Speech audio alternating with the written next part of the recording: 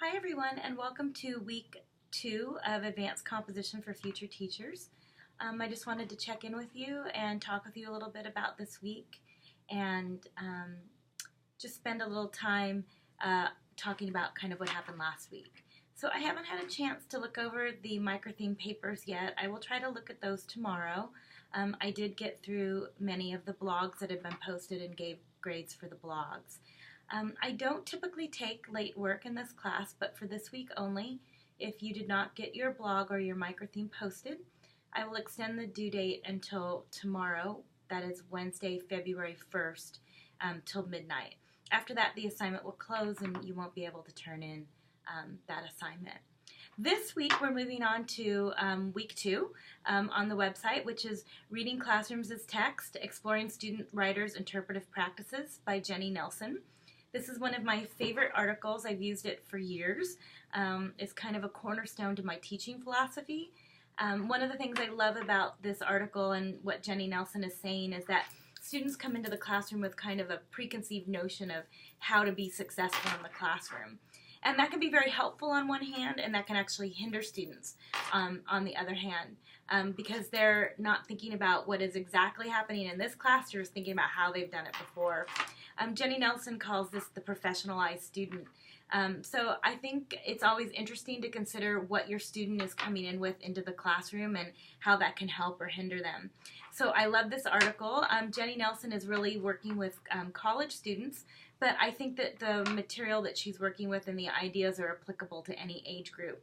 And you will have the opportunity as the semester goes on to start to talk about, what age group you're interested in teaching writing to, and how that would be different, or how you could utilize some of the theory and the thoughts that we've read about into those different age groups of classrooms.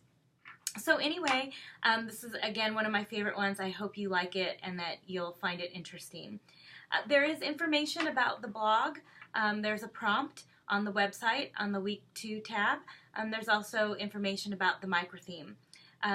Just to clarify about the blogs, because there's been some confusion, you have to do 10 blogs during the semester. You can choose which ones you want to do.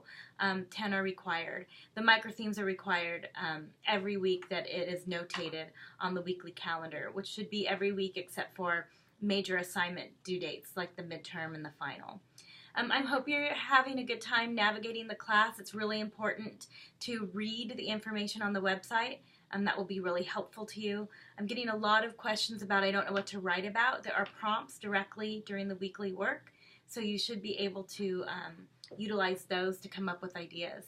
As far as the blogs and microthemes are concerned, I feel like the blogs are more of a think tank, so there should be correct spelling and grammar. Of course, that should be, you're in a writing classroom hoping to teach writing, so I'm pretty much a stickler for that, so that should be correct. But I'm not really looking at format, and I don't necessarily need a works cited page. However, in the microthemes, this is formal writing. You should be using in-text citations and citing the sources that you're looking at, so I am expecting an attention to detail with MLA and with a works cited page included. If you don't know how to do MLA or you haven't been taught, my suggestion is to go to the OWL Purdue website, and there are sample papers and information there. Do your best, and I will be commenting on what your MLA looks like. Of course, this is an upper division writing level course for people who wish to teach writing, so my expectation is that you probably should know MLA pretty well at this point. Okay, everyone, I hope you're doing well. If you have any questions, you can shoot me an email. I look forward to hearing from more of you. Thanks. Have a great day.